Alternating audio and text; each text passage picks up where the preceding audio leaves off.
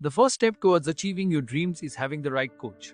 Get the best education with forensic classes by Diksha and make your NET forensic exam dreams come true. Download the app now. Before starting today's class, a quick reminder that we have an application. Application की link आपको description में मिल जाएगी, वहां से आप इसे download कर सकते हैं. आप प्ले स्टोर से भी इसे डाउनलोड कर सकते हैं एंड ऐप स्टोर से भी इसे डाउनलोड कर सकते हैं. जैसे आप एप्लीकेशन डाउनलोड करेंगे आपको लॉगिन करना होगा. लॉगिन करने के बाद आप स्टोर पर क्लिक कर सकते हैं. स्टोर में आपको कोर्स लिस्ट मिलेगी. इस कोर्स लिस्ट में से आप अपना डिजायर्ड कोर्स सेलेक्ट कर सकते हैं एंड एनरोल कर सकते हैं. फॉर एग्जाम्पल, अगर मैं फोरेंसिक साइंस नेट की प्रिपरेशन कर रही हूँ तो मैं फोरेंसिक साइंस नेट का कोर्स सेलेक्ट करूंगी. अगर मैं क्रिमिनोलॉजी की प्रिपरेशन कर रही हूँ तो मैं यूजीसी नेट क्रिमिनोलॉजी का कोर्स सेलेक्ट करूंगी.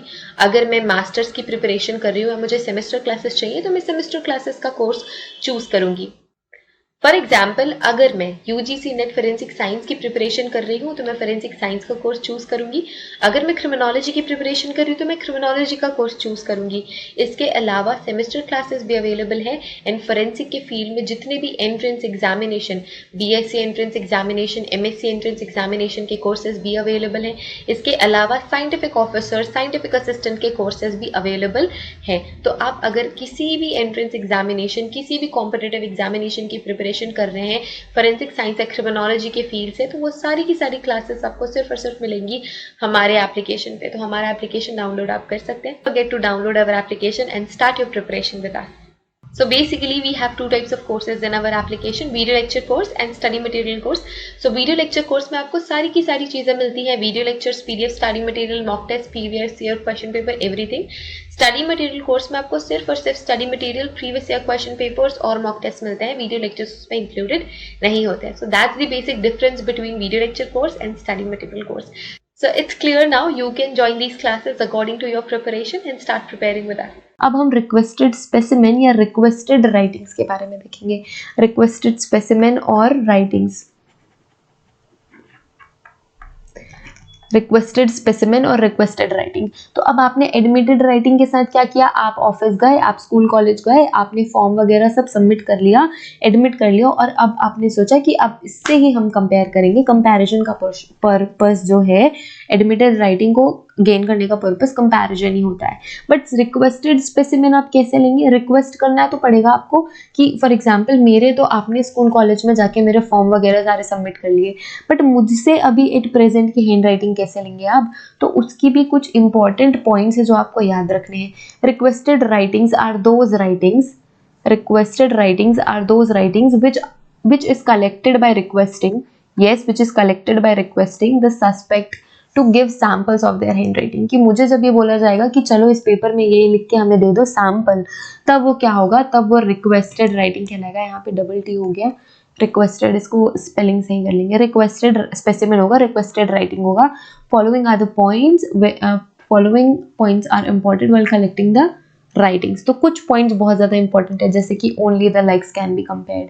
ये तो बहुत इंपॉर्टेंट पॉइंट है और ये हमारा एक फंडामेंटल प्रिंसिपल भी है फॉरेंसिक साइंस का, कि लाइक्स कैन बी कंपेयर्ड. जो एक जैसे हैं उनका ही कंपैरिजन आप कर सकते हैं, जो कि हमने प्रीवियस स्लाइड में भी पढ़ा.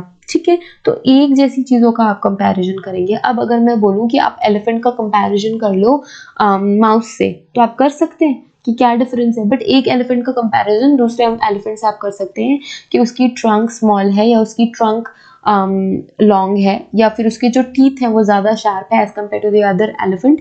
तो आप एक जैसी चीज़ों का कंपैरिजन कर सकते हैं ना. अलग अलग चीज़ों का तो कोई कंपटीशन ही नहीं है, तो एक जैसी चीज़ों का कंपैरिजन आप करते हैं. रिक्वेस्टेड स्पेसिमेन में भी एक जैसी ही चीज़ों का आप करते हैं कि आपके पास एडमिटेड जो है या जो सस्पेक्टेड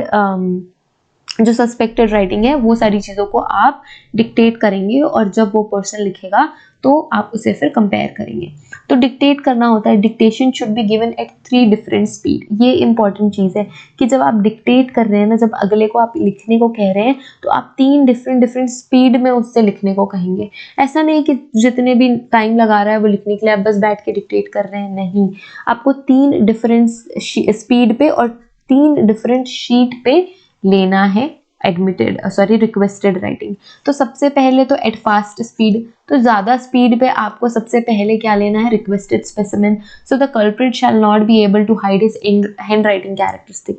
तो इतने जल्दी जल्दी उसे लिखने के लिए आप मजबूर करो कि वो भूल जाए या फिर वो चाह के भी अपनी ओरिजिनल हैंड राइटिंग को एक्सप्रेस ना भी करना चाहे तो उसकी ओरिजिनल हैंड राइटिंग एक्सप्रेस हो जाए। जो हैंड राइटिंग की कैरेक्टरिस्टिक है, जो नेचुरल कैरेक्टरिस्टिक है, वो स्पीड में लिखने से आ ही जाते हैं। तो आपको स्पीड में लिखवाना है, उससे डिक्टेट करना है एट स्लो स्पीड। फिर स्लो स्पीड से लिखने के लिए कहना है ताकि वो जो भी सस्पेक्ट है वो एम्बेलिशमेंट कर सके, एम्बेलिश कर सके अपनी राइटिंग को। और एक तो नॉर्मल स्पीड पे लिखने को कहना है कि नॉर्मल स्पीड पे वो पर्सन कैसे लिखता है, स्लो स्पीड में क्या डिफरेंस आते हैं और फास्ट स्पीड में क्या चेंजेस होते हैं। तो जब भी आप रिक्वेस्टेड स्पेसिमेन ले रहे हैं, रिक्वेस्टेड हैंड राइटिंग या रिक्वेस्टेड सिग्नेचर ले रहे हैं, तो आपको 3 डिफरेंट स्पीड पे उसे लेना है और डिक्टेट करना है, ठीक है। if the questioned item are signatures, अगर जो क्वेश्चन आइटम है वो सिग्नेचर है, तो 30 साइंस शुड बी ऑब्टेन। तो आपको 30 सैंपल लेने हैं। कितने सैंपल लेने हैं? 30 सैंपल्स आपको उस पर्सन के सिग्नेचर के लेने होंगे ताकि हम कंपेयर कर सकें। Spelling and punctuation should be dictated. तो आपको स्पेलिंग भी डिक्टेट करनी है, आपको पंक्चुएशन भी डिक्टेट करना है। तो ये दोनों चीज़ें आपको डिक्टेट करनी होंगी इन रिक्वेस्टेड स्पेसिमेन। रिक्वेस्टेड स्पेसिमेन में आपको स्पेलिंग भी डिक्टेट करनी है, पंक्चुएशन भी डिक्टेट करना है। The suspect should not be given period notice for taking specimen. तो जो भी पर्सन है जिसका आपको क्या लेना है, जो सस्पेक्ट है जिसका आपको हैंड राइटिंग लेना है, उसको पहले से आपको नहीं बताना है कि कल आ जाना, कल आपका हम एडमिटेड, कल हम आपका रिक्वेस्टेड स्पेसिमेन लेंगे, रिक्वेस्टेड हैंड राइटिंग लेंगे। नहीं, आपको पहले से बिल्कुल इन्फॉर्मेशन नहीं देनी है ताकि वो पर्सन प्रिपेयर ना हो सके, जो उसकी ओरिजिनल हैंड राइटिंग है वो उसमें ही लिखे। तो अचानक से आपको ये चीज़ें बतानी है कि आप रिक्वेस्टेड हैंड राइटिंग ले रहे हैं उनसे और आपको पहले से कोई भी नोटिस नहीं देना है। Specimens are obtained in the presence of magistrate. ये एक इंपॉर्टेंट बात है कि जब आप हैंड राइटिंग स्पेसिमेंस ले रहे हैं तो this is obtained in the presence of magistrate. तो मजिस्ट्रेट के प्रेजेंस में ही रिक्वेस्टेड स्पेसिमेंस ली जाती है। ही सर्टिफाइड ईच शीट। और जो मजिस्ट्रेट हैं वो सारे के सारी शीट को क्या करते हैं, सर्टिफाई करते हैं। क्या करते हैं, सर्टिफाई करते हैं। तो ये सारी की सारी इंपॉर्टेंट, सबसे ज़्यादा इंपॉर्टेंट पॉइंट्स हैं रिक्वेस्टेड स्पेसिमेन में। तो रिक्वेस्टेड स्पेसिमेन क्या होता है ये तो पता चल गया। रिक्वेस्टेड स्पेसिमेन को एडमिटेड स्पेसिमेन जब वो दोनों एक से हो तभी कंपेयर कर सकते हैं आप। डिक्टेशन अगर देंगे तो 3 डिफरेंट स्पीड में देंगे, फास्ट, स्लो और नॉर्मल स्पीड पे। अगर सिग्नेचर का कंपैरिजन करना है तो 30 सिग्नेचर्स आपको लेने हैं। स्पेलिंग पंक्चुएशन भी डिक्टेट करना है।